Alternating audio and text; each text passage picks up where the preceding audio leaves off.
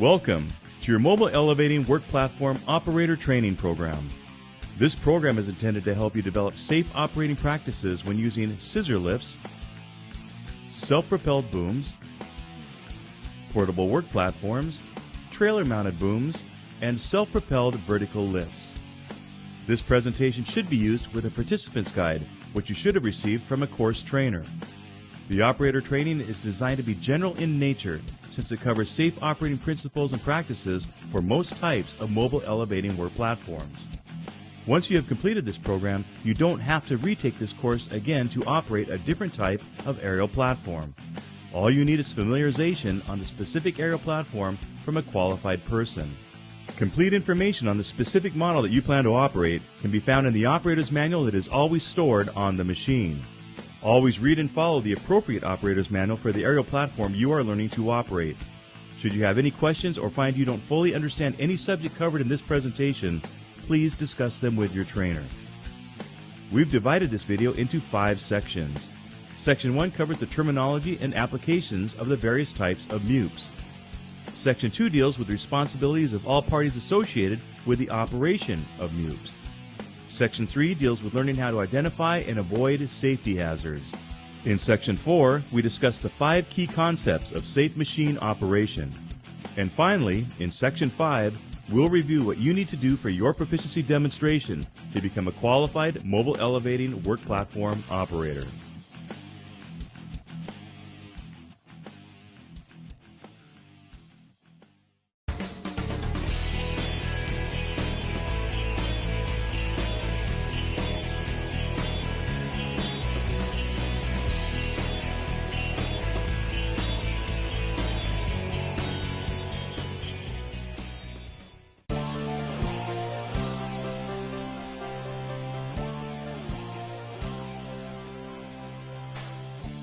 Mewp is an acronym for Mobile Elevating Work Platforms.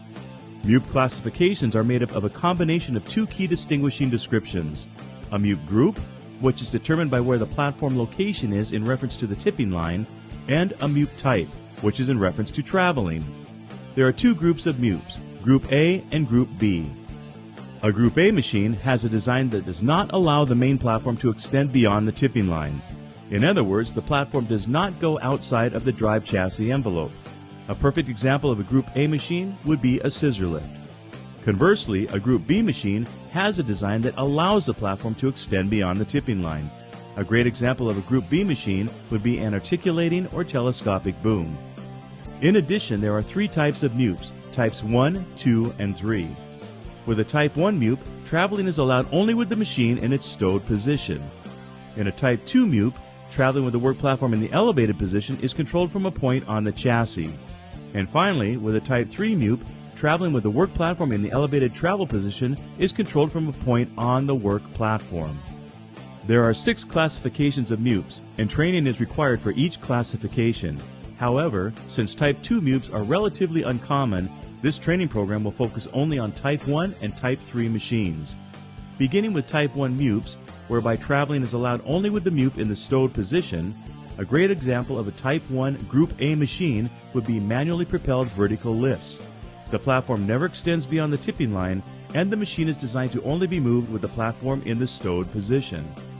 Type 1 Group A Mewps are the least expensive and most basic personnel lifts. They are economical and easy to transport, and are often a good alternative to platform-controlled vertical lifts. They're compact. Most models can roll through single or double doorways. They can also go on some elevators depending on elevator load capacity. They're relatively lightweight, so they are ideal for use on floors that only support limited loads. Trailer-mounted booms are perfect examples of a Type 1 Group B machine. The platform is designed to extend beyond the tipping line, and the machine is designed to only be moved with the platform in the stowed position. Stationary boom mobile elevating work platforms combine the up and over access of an articulating boom with the convenience of a built-in trailer. They provide an excellent working envelope with the ability to reach up and over obstacles, allowing workers to perform tasks faster and more efficiently than smaller, manually propelled products at a significantly lower cost than that of a self-propelled boom. Now, let's move on to Type 3 Mewps, whereby traveling with the platform in the elevated position is controlled from a point on the platform. A great example of a Type 3 Group A machine would be electric or rough terrain scissor lifts. The main platform never extends beyond the tipping line, and machine travel is controlled from the platform controls. Platform-controlled vertical mobile elevating work platforms offer outstanding maneuverability and productivity-enhancing features. They are self-propelled, and most models have the ability to drive while fully elevated. Common platform-controlled Mewps include scissor lifts and single personnel lifts. They offer either 0-degree or high-angle turning radius for outstanding maneuverability in tight or congested job sites, and some are lightweight enough to fit in an elevator depending on the elevator load capacity. Some models are relatively lightweight, so they are ideal for use on floors that only support limited loads. Articulated and telescopic booms are perfect examples of a Type 3 Group B Mewp.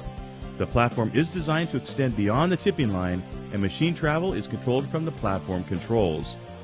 Articulating Z-booms are aerial platforms with multiple boom sections that hinge or articulate, allowing the operator to gain access to work areas over obstacles and barriers.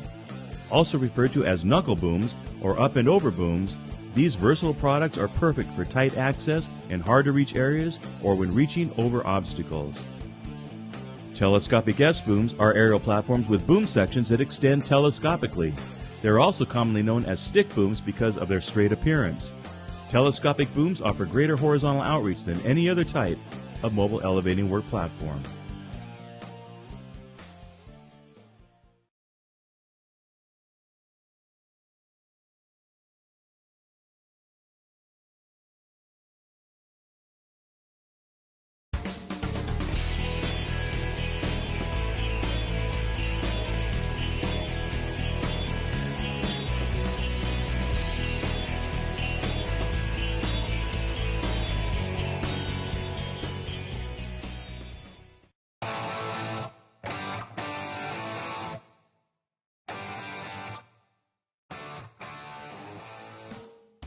Standards organizations worldwide are calling for clear training on who is responsible for what when operating mobile elevating work platforms, commonly referred to as Mewps.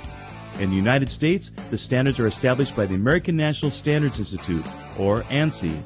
The recognized standard for mobile elevating work platforms is ANSI A92. ANSI A92 standards are enforced by the Occupational Safety and Health Administration, or OSHA.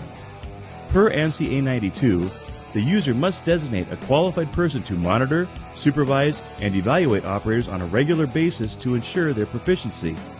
Examples of situations when retraining would be necessary include, but are not limited to, expiration of the operator's valid training period as determined by the employer, deterioration of the operator's performance, the operator's extended period of time with no operation of a Mewp, the operator's introduction to new or significantly different Mewp technology, or the operator has been involved in an accident or near-miss incident with the Mewp.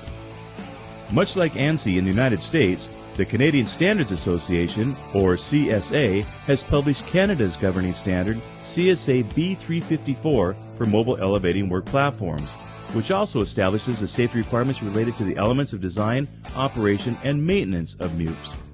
CSA B354 standards are enforced by OHS, which is similar to OSHA in the United States and other provincial authorities. Since each province has their own OHS, it's important to be familiar with those rules and regulations that apply to the safe operation and maintenance of the Mewp.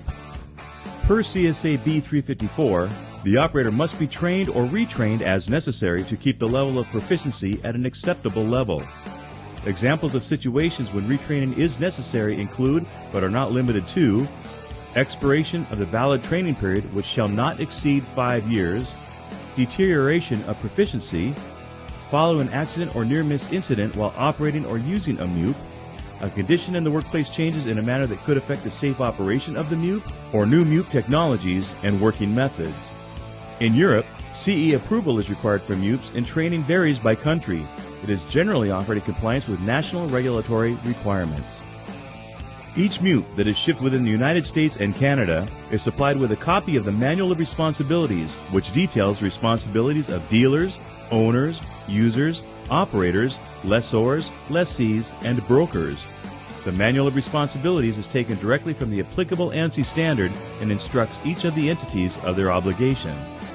To begin, manufacturers are responsible for designing equipment that meets these recognized standards. The manufacturer also has responsibility to provide operational and maintenance instructions and to identify potential hazards associated with operating or repairing the machine. The dealer, who may rent or sell aerial platforms, should make sure the machines they provide are properly maintained and ready for use.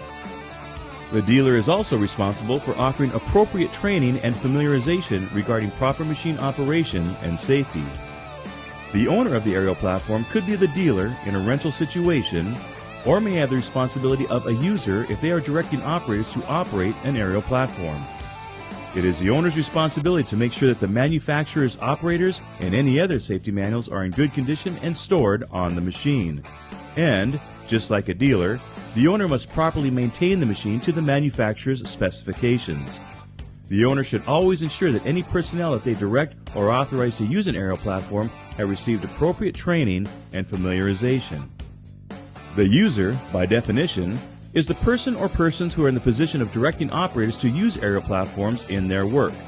Most commonly, this is the employer.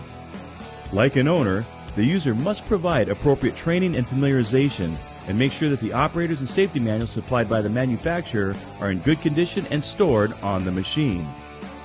The user must develop a safe use program specific to Mewps, which must include a site risk assessment and proper selection of a suitable Mewp, as well as a written rescue plan that ensures that all occupants in the platform receive training that explains procedures to follow if they fall and await rescue or witness another worker's fall.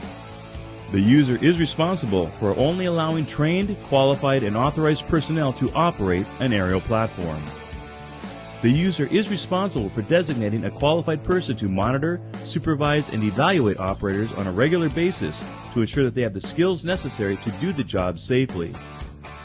The operator is the person who actually performs work using a Mewp.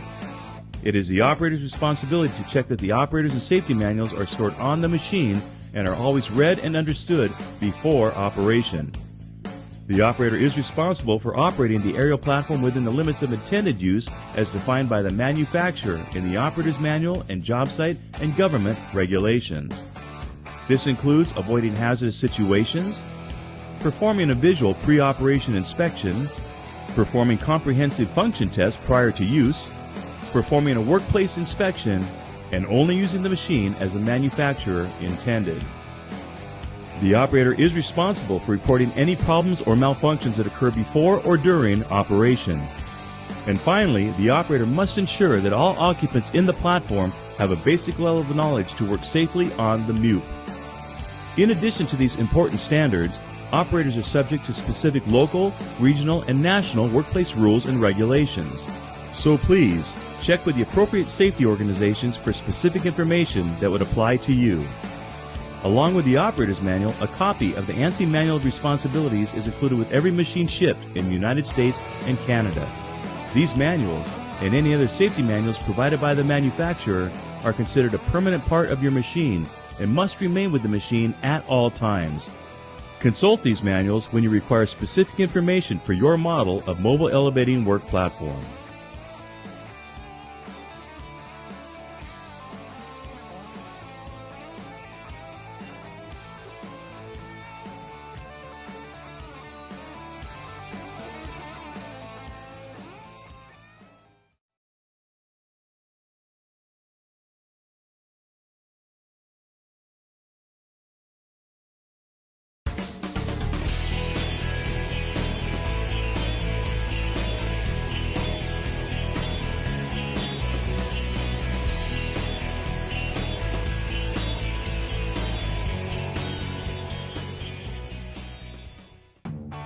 Now that you know your responsibilities, you need to learn about hazards you may encounter while operating any type of mobile elevating work platform.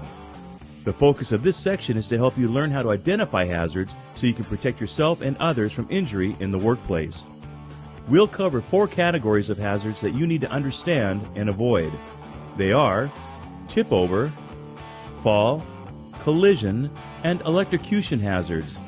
Common sense and planning are required to determine if your work activity will affect the lift capacity and stability of the machine. Here are some situations to think about and avoid. The machine must not be moved with the platform raised unless it is designed for this purpose. Pushing or pulling on objects outside of the platform. placing ladders or scaffolds against the machine, operating the equipment on unlevel or unstable ground conditions,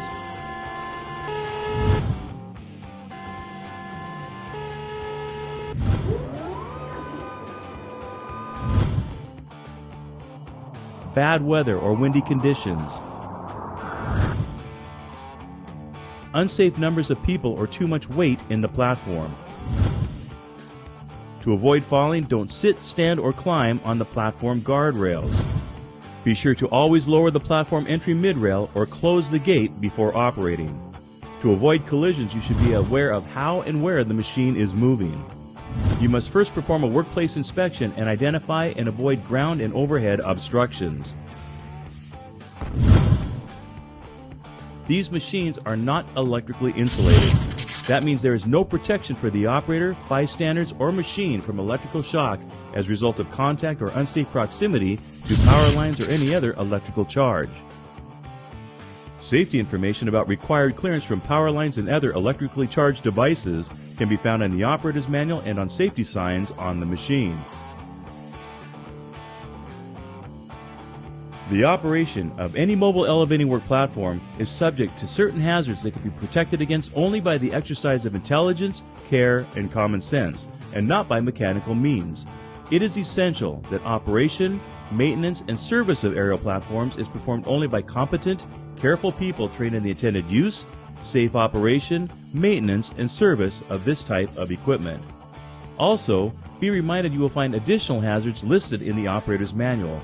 Always read and understand these before operating the machine. There are also more resources on the machine in the form of safety and instructional decals. The safety decals have the safety markings of danger, warning, and caution. The green or blue instructional decals indicate operation or maintenance information. Remember, if you don't follow all safety instructions and exercise safe operating procedures, serious injury or even death could occur. So please, always follow the instructions that the manufacturer has set out for both safety rules and operating instructions.